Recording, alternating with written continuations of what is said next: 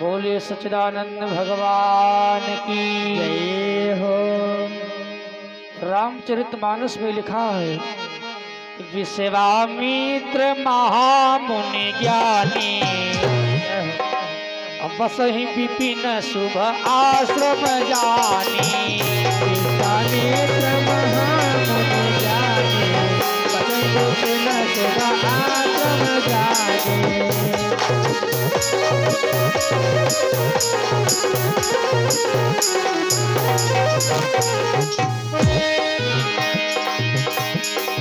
विश्वामित्र महामुनि ज्ञानी विश्वामित्र महामुनि ज्ञानी बसहि विपिन शुभ आश्रम जानी। विश्वामित्र महामुनि ज्ञानी बसहि विपिन शुभ आश्रम जानी। विश्वामित्र विपिन शुभ आश्रम जानी।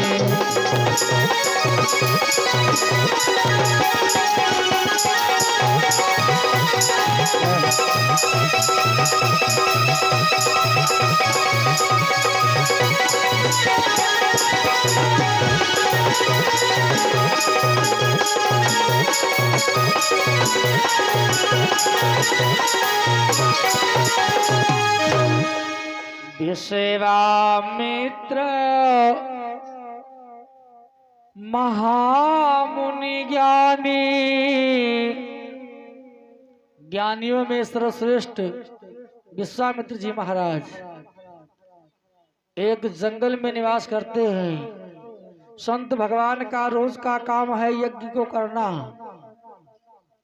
ये भैया संत का दर्शन अगर हमारे आपके जीवन में हो जाए तो समझ लो भगवान की बड़ी कृपा है। संसार में दो चीजें बड़ी कठिन है, बाकी तो सब आसान है। लेकिन आजकल के जमाने में संतों की भाई कई क्वालिटियां हैं, वैरायटियां हैं, असली नकली कतली फसली इल्मी फिल्मी चिल्मी। लेकिन जो असली संत होता है उस संत की एक पहचान है। हमारी माताएं ध्यान दें।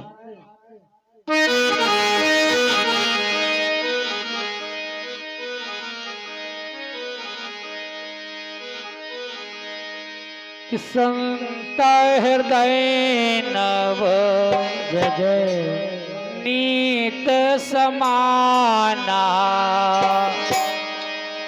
जड़ से ही भोली जाई अपमाना। हृदय नव नीत समाना जड़ से ही भोली चाहिए अपमाना। संत हृदय नव नीत समाना जड़ से ही भोली जाई अपमाना। संत हृदय नव नीत समाना जड़ से ही भोली चाहिए अपमाना। संत हृदय नवनीत समाना। नवनीत माने होता है मक्खन। संत का हृदय कैसा होता है? मक्खन के समान मुलायम होता है। मक्खन जानते हो किसे कहते हैं? हमारी माताएं जानती होंगी। जैसे मक्खन मुलायम होता है उसी प्रकार संत का जो हृदय होता है वो बड़ा कोमल होता है। ये असली संत की पहचान है। आज विश्वामित्र जी महाराज जब जब यज्ञ करें तो निशाचर लोग आकर के उनकी यज्ञ विध्वंस कर दे। तो विश्वामित्र जी महाराज ने विचार किया भगवान का अवतार हो चुका है, क्यों न हम अयोध्या चले जाएं, राम जी को मांग करके लाएं जिसके द्वारा हमारी यज्ञ संपन्न हो जाए। तो आज विश्वामित्र जी महाराज भगवान राम को मांगने के लिए अयोध्या में आए। और जिस समय राजा जनक ने, दशरथ ने सुना हमारे नगर में संत जी का आगमन हुआ है, तो महाराज ने क्या किया कि विश्वामित्र महामुनि आए और समाचार जब भूपति पाए। विश्वामित्र महामुनि आए, समाचार सब भूपति पाए। विश्वामित्र महामुनि आए, समाचार सब भूपति पाए। विश्वामित्र महामुनि आए, समाचार जब भूपति पाए।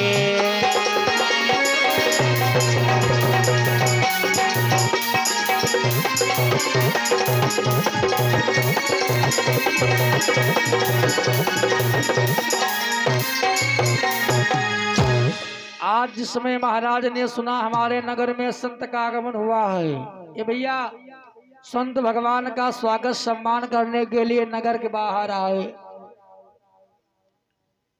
जैसे नगर के बाहर आए, संत जी से प्रणाम किया, नमन बंदन किया, स्वागत सम्मान किया और संत भगवान को लेकर के अपने महलों में आए, बाकायदा सिंहासन पर बैठाया, आवाज लगाई, ए द्वारपाल, द्वारपाल हाँ जाओ, हमारे गुरुदेव जी आए हैं, अच्छा इनके स्वागत सम्मान के लिए भोजन का प्रबंध करो। जा रहा हूँ महाराज जी। सुंदर सुंदर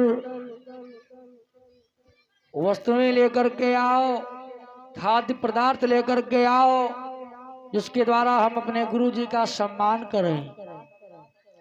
जैसे हमारे तुम्हारे घर में जब मेहमान आता है तो हम तुम कहते हैं भैया जाओ चौराहे पर चले जाओ और एक कोको कोला ठंडा की बोतल ले आओ। हाँ हाँ, लेकिन पुराने जमाने में ठंडा वगैरह की व्यवस्था नहीं थी। और जैसे मान लो अगर आजकल व्यवस्था होती तो कोई न कोई व्यवस्था करते। बड़ी सुंदर व्यवस्था की गई।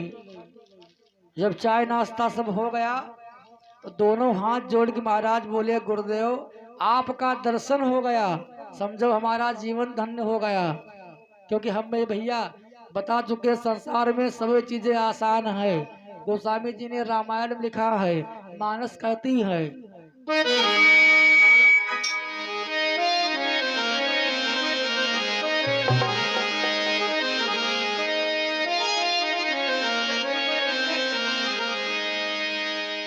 किस तारा और लक्ष्मी पापियों के घर होए।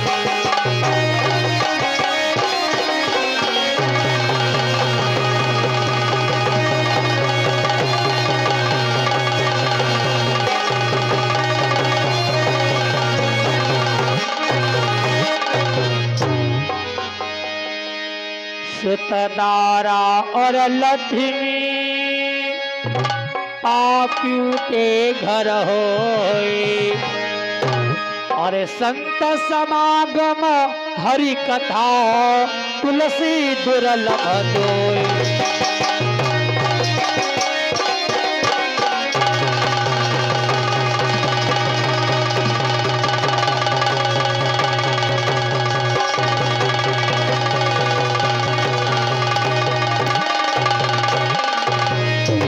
सुतदारा और लक्ष्मी और पापियों के घर हो। इंसान कितना भी पापी हो, सबके घर में पुत्र पत्नी रुपया पैसा सबके घर में, गांव में देख लो, अपने चेक कर लो, रुपया पैसा पत्नी पुत्र सबके घर में होता है। लेकिन दो चीजें नहीं पाएंगे आप, क्या? भगवान की कथा और संत का दर्शन।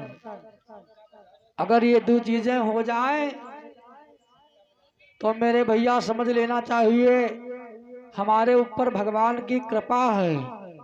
हाँ, जब भगवान की कृपा होती है, संत का दर्शन, भगवान की कथा तभी सुनने का अवसर मिलता है। ऐसे इंसान कहता रहता है मगर जिंदगी चली जाती है। किसी विद्वान ने बड़ी सुंदर बात कही है, कितने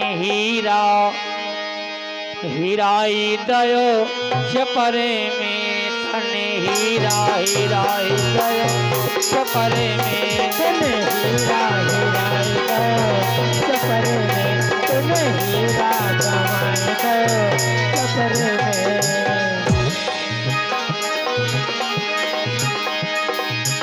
तने हीरा हीराई दयो, तने हीरा हीराई दयो सफर में, तने हीरा हीराई दयो सफर में, तने हीरा कमाए गयो सफर में, तने हीरा कमाए गयो सफर में। काहे काहे ये भैया बताया गया है बालापन तूने खेल गवायो, बालापन तूने खेल गवायो भैया बालापन तूने खेल गवायो, बालापन तूने खेल गवायो। रानी ने तिरिया से नेह लगायो, रानी ने तिरिया से नेह लगायो। जब बूढ़ा भाई तनह परे में, पता लगा हमारा आपका जन्म हुआ तो भगवान के यहाँ से हम आप कह करके आए, सरकार में पृथ्वी पर जाऊंगा तो आपका भजन करूंगा।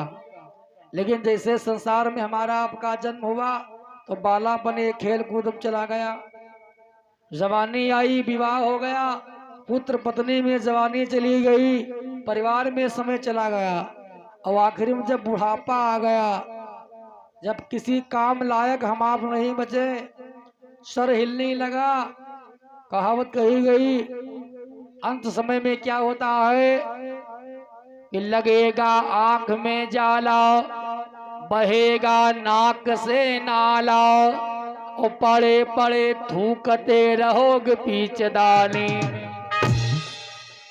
आंखों से दिखाई नहीं देगा, पता लगा सांसों में बड़ी दिक्कत हो रही है। अब भगवान की याद आई, है भगवान लाओ बुढ़ापा पर अब राम राम कर ले। भगवानों कहता हमारे पास अभी रुक जाओ, अभी कुछ लोग वेटिंग में लगे हैं। भजन जवानी का जितना बढ़िया होता है बुढ़ापा को उतना बढ़िया नहीं होता है। भगवान कहता है जब तक आपके शरीर में दम रही तब तक तो बड़ी कंचा गोली और परिवार में अपना मन बना कर रखे हो, और जब बुढ़ापा आ गया तब तुम हमारे पास आए हो, अब तुमको तो आना ही पड़ेगा। तो भगवान भी फल देता है लेकिन मेरे भैया देर से देता है। और तुम तुम्हारी बहुरिया तुम्हारे बेटा कहेगा बुढ़ऊ दरवाजे पर पड़े पड़े अकज रहे हो। ए भैया बुढ़ापा पर ऐसा होता है। लड़का बहुवर बलिया बोले, लड़का बहुवर बलिया बोले, और बूढ़ऊ तुम क्यों मरी ना गए। बहुरिया कहती है बुढ़ऊ मरी कहने के पड़े पड़े अकज रहे हो, तब हमारे तुम्हारे पास कोई रास्ता ना है। तब कौन रास्ता है? आंखों में केवल आंसू आ जाएंगे, क्या करेंगे भगवान।